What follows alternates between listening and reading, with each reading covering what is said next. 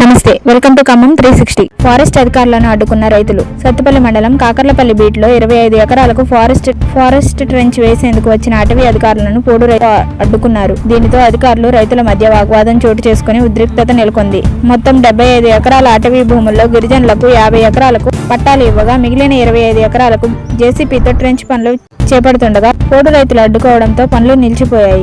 పనుల పరిశీలన. ఖమ్మం నగరంలో 46వ డివిజన్లో కేఎంసీ కమిషనర్ అభిషేక్ అగస్త్య పర్యటించి కొనసాగుతున్న డ్రైనేజీ నిర్మాణ పనులను పరిశీలించారు. పనుల నాణ్యతలో రాజీ పడకూడదని అధికారులను ఆదేశించిన ఆయన వర్షాకాలంలో ప్రజలకు ఇబ్బందులు కలగకుండా ఇంజనీరింగ్ విభాగం సమన్వయంతో పనులు యుద్ధ ప్రాతిపదికన పూర్తి చేయాలని స్పష్టం చేశారు. ఎస్సీ అభివృద్ధి నిధుల వినియోగంపై కలెక్టర్ సమీక్ష. ఖమ్మం జిల్లా కలెక్టర్ ఆందీప్ దురిశెట్టి కలెక్టరేట్ కాన్ఫరెన్స్ హాల్లో వివిధ శాఖల అధికారులతో సమీక్ష నిర్వహించారు. ప్రణాళిక ప్రకారం ఎస్సీ అభివృద్ధి నిధులు పూర్తి స్థాయిలో వినియోగించాలని ఆయన ఆదేశించారు.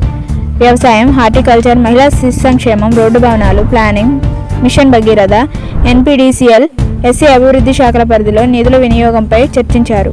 జీవో 76 శాసనమండలిలో మంత్రి పొంగులేటి శ్రీనివాసరెడ్డి మాట్లాడుతూ జీవో నెంబర్ 76 ద్వారా రైతులకు సాదా బైనామా సమస్యకు సులభతరంగా పరిష్కారం లభించిందని తెలిపారు.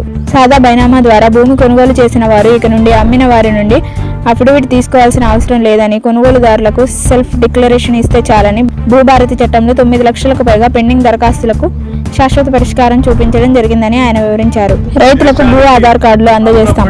ప్రజాప్రభుత్వం వచ్చిన తర్వాత భూ సమస్యలకు శాశ్వత పరిష్కారం చూపాలని లక్ష్యంతో భూ సర్వే నిర్వహిస్తున్నామని మంత్రి పొంగులేటి శ్రీనివాసరెడ్డి శాసనమండలిలో తెలిపారు.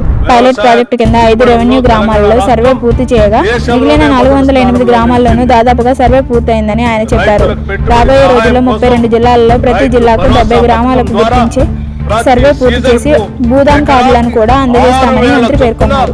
నవమి వేడుకలకు 2000 మందితో బందోబస్తు.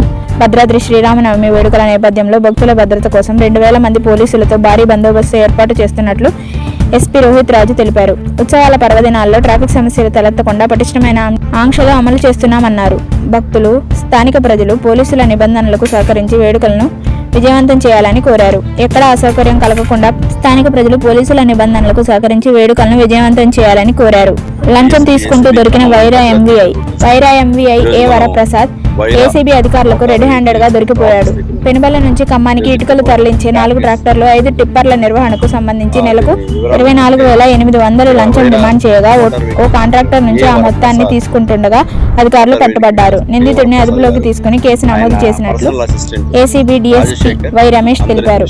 సిద్ధాంతాల బలోపేతానికి కృషి చేయాలి. బీజేపీ సిద్ధాంతాలను ప్రజల్లోకి తీసుకెళ్లిన పార్టీ బలోపేతం చేసేందుకు ప్రతి కార్యకర్త నడుం బిగించాలని జిల్లా అధ్యక్షుడు నెల్లూరు కోటేశ్వరరావు పిలుపునిచ్చారు. 3 టౌన్ పరిధిలో పండిట్ దీన్ దయాళ్ ఉపాధ్యాయ శిక్షణ తరగతులు నిర్వహించారు. ఈ సందర్భంగా ఆయన మాట్లాడుతూ ఉపాధ్యాయ ప్రబోధించిన సమగ్ర మానవతావాదం, అంత్యోదయ సిద్ధాంతాలే పార్టీకి దిక్సూచి అని పేర్కొన్నారు.